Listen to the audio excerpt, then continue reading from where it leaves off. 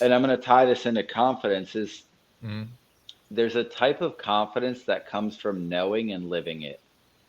Like mm. you That's can a good point. practice all you Mm, want. And everyone does this, is when right. you're a little kid and the game's on the line and you're in the backyard and you're practicing three, two, one, and you shoot the basket and you practice over and over as a little kid, whether you're practicing being Michael Jordan or Steph Curry or Chris Paul or whatever. A Mm-hmm. lot of kids grow up doing that. They practice when the game's on the line, doing the thing. And you can be as confident as you want in practice, but there's a different confidence that comes from the first time you hit a game winning shot, and then the Yeah. second, and then the 50th, and the 100th, and Facts. the 200th.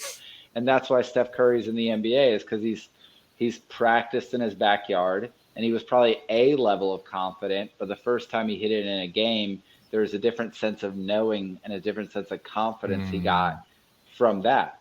right. And Right. it's that it's God will take you into situations where you're going to get put on your butt, and you're going to have to get back up and rely on God to get back up, and the confidence Mm-hmm. that you had in yourself, he can take that away real quick.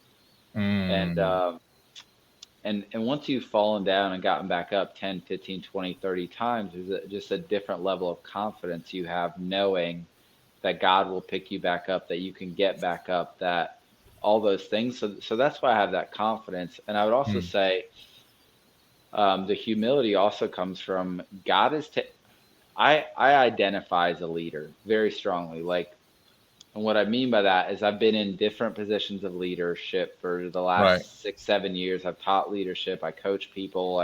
I lead people.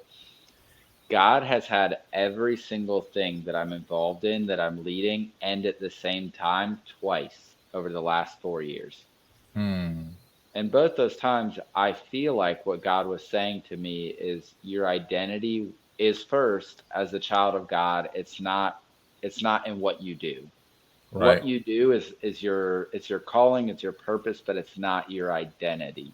Right. And if you ever get that mixed up, this goes back to humility. God can take everything away. And he's done it twice with me. And when you lose everything twice, maybe you learned something. I learned something. And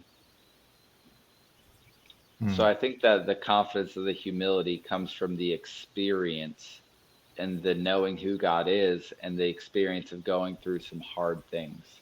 Mm. Now, how does a person get to that point though? Right, to where, man, because now I've maybe been putting in work for this thing for so Yeah, long, to now be at this place of position where I'm yeah. now this master seller or whatever. Like, how can that not be my identity though, after I've put in 20, 25, 30 maybe years, right, to come to this specific position? Like, it's kind of hard for me to differentiate between this being, a part of who I am. You get what I'm saying? Like, Yeah, so yeah, how does a person still be excellent in this thing, right? Still put forth their effort to be the best, right? That they can be, that God has made them to be in the specific role that He has purposed for them to be in, yeah, while at the same time not making that thing who I am. Because I feel yeah, like a lot of people out there are, they even listening and saying like, I hear you, but I don't understand. yeah, you know? yeah. And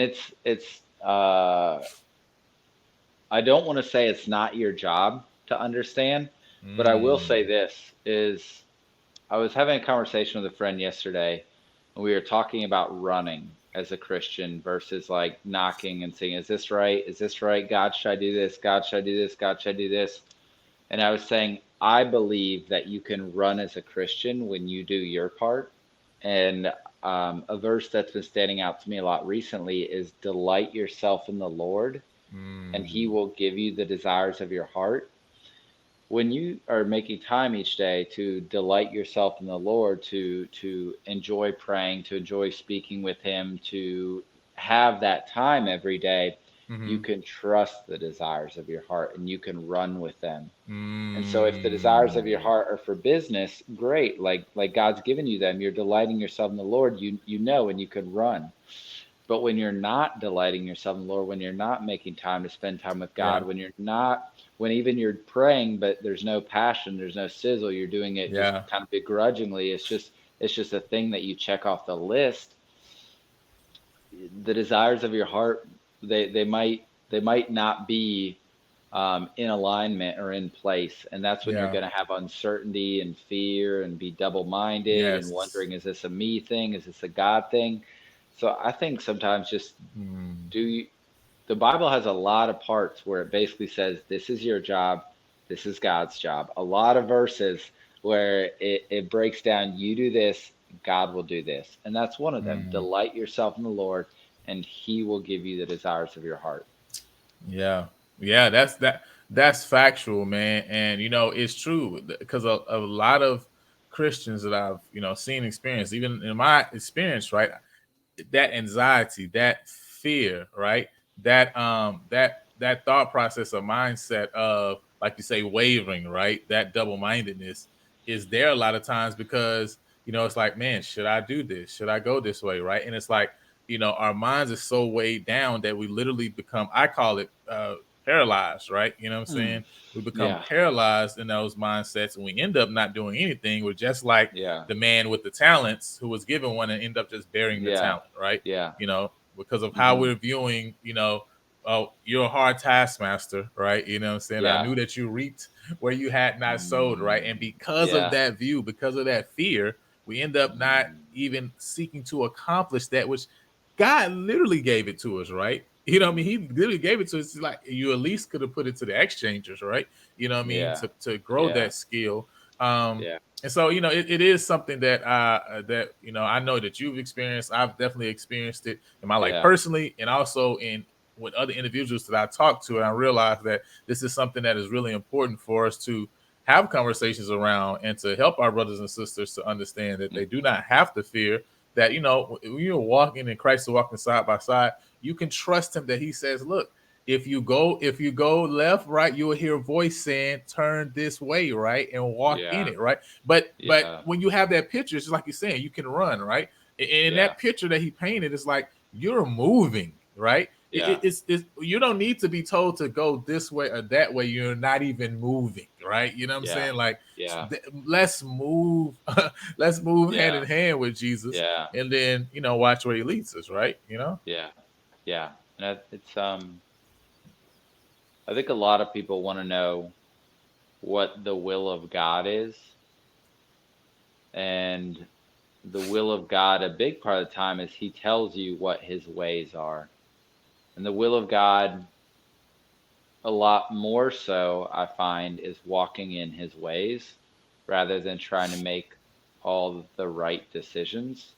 Like if you're walking in His ways, you can do anything for God's glory. Like in whatever you do, whether in word and deed, do it unto the Lord. Mm-hmm. Like that verse alone, there's so much freedom in, like, whatever you do, pick something, do anything, whatever you do.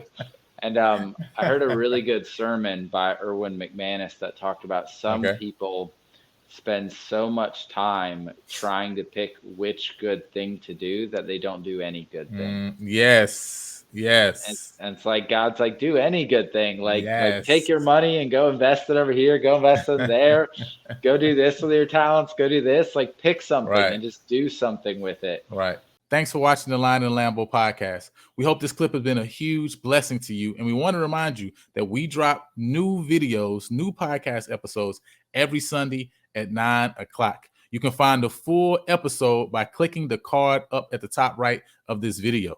If you prefer an audio only experience, then we want to let you know that we're streaming through every major podcast streaming platform. For the full list, you can go to www.lionandthelambo.com. Until next time, go impact the world.